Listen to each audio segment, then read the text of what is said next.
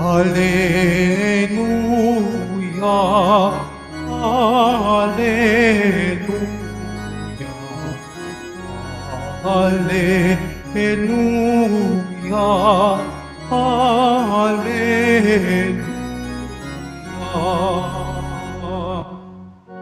Si Kristo'y lang magtiis, nang tagumpay ay makamit, at sumati ng langit. Hallelujah, Hallelujah, Hallelujah, Hallelujah.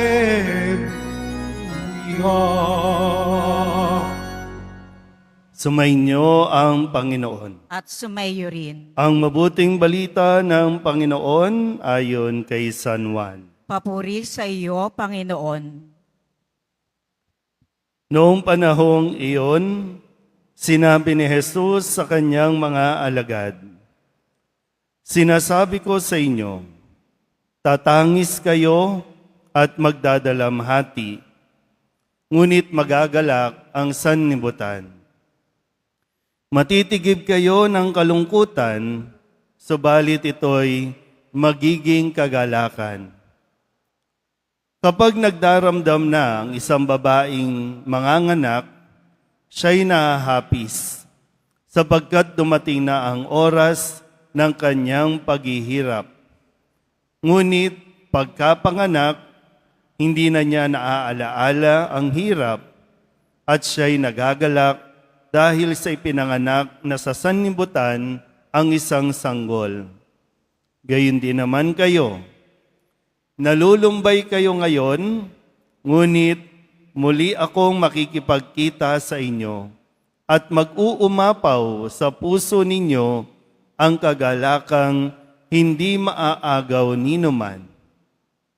Hindi na kayo kailangang magtanong sa akin sa araw na iyon."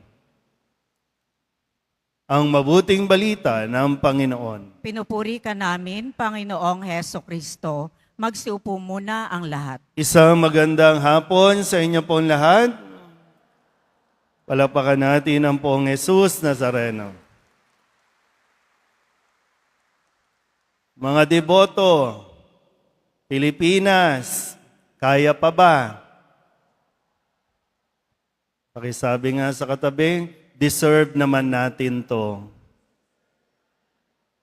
Sa dami ng eksena, sa Kongreso, sa Senado, sa ibang bansa, baka deserve talaga natin itong mga paghihirap na ito.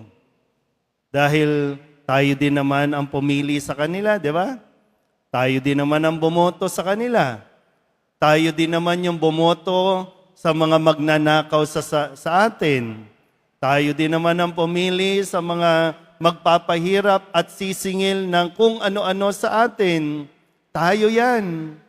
Kasi binibigyan tayo ng kalayaan ng Panginoon na pumili ng tama, mabuti, pero kadalasan nakadepende sa kung magkano ang ibibigay.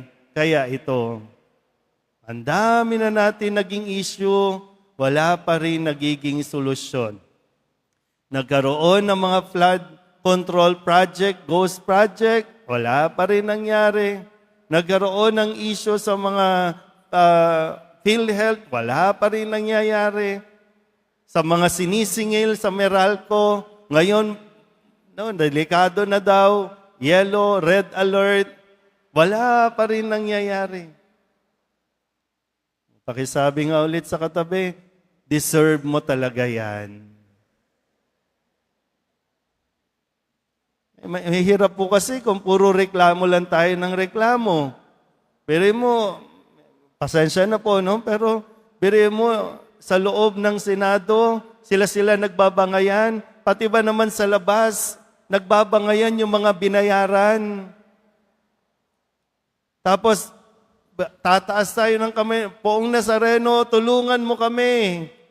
Mabuti na lang talaga, napakabait ng Nazareno kasi kahit na madalas tayong magkamali sa ating mga desisyon, lagi pa rin siyang handang makinig sa atin. Kaya ngayon, napakagandang pakinggan, no, yung comforting words na binibigay ng Nazareno sa atin. Ang sabi niya dito, matitigib kayo ng kalungkutan, subalit ito'y magiging kagalakan. Pangako yan ng poong Nazareno. Yung kalungkutan mo, magiging kagalakan yan. Yung pinoproblema mo, masusolusyonan yan. Pero hindi lang basta ganyan, kasi kailangan makinig ka sa Nazareno. Makinig tayo sa Nazareno. Kung gusto na nating maranasan ang kaligayahan, umalis ka dyan sa sitwasyon na yan na nagdudulot sa'yo ng kalungkutan. Kasi kaya mo naman. Alam, minsan para na tayong mga adik na tayo sa sitwasyon na parang gustong-gusto na, sanay na tayo, favorite na natin yung tayo ay magpaapi, yung tayo ay magpaloko, favorite na natin yung tayo ay nakawan. So, anong gagawin natin? Pero ulitin ko po ha, hindi hangad ng Diyos at hindi ninanais ng Diyos na tayo po ay maghirap ng lubusan. Kaya nga meron laging kalakip na para bang sinasabi, konting tiis lang. Konting tiis lang. Yung problema mo, yung lungkot mo, magiging okay din yan. Pakisabi nga sa katabi, magiging okay ka rin. Magiging okay din tayo. Sa 2028, magiging okay na tayo kung papalitan na natin lahat ng mga yan. Ang daming kasinungalingan, ang daming kademonyuhan. Pero sinong naghihirap? Kaya maganda, alam nyo, maganda rin yung tanong na, nalulungkot ka ba ngayon? O baka naman isa ka sa nagpapalungkot sa mga tao?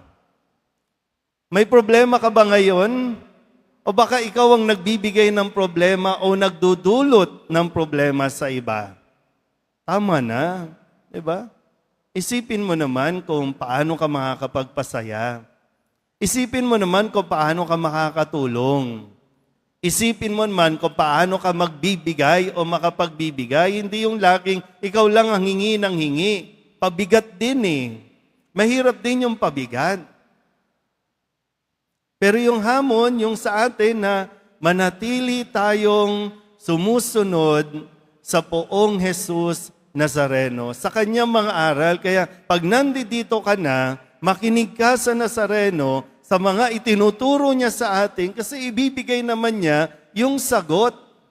Ibibigay din naman niya yung daan. Kaya nga, di ba, sabi, ako ang daan, ang katotohanan at ang buhay. Ibibigay niya, kaya lang, ang problema, hirap tayong makinig sa Nazareno. Ang gusto lang natin talaga, himala ng himala.